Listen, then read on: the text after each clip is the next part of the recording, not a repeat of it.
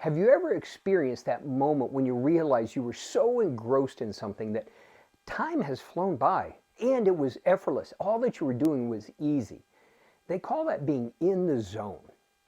Paul's talking to the Corinthians and he says, in spite of my past, and it was a pretty rough past, but in spite of my past, God's amazing grace has made me who I am. And he says that grace wasn't wasted. I worked harder than anyone else. But it wasn't my strength. It was God's strength at work through me.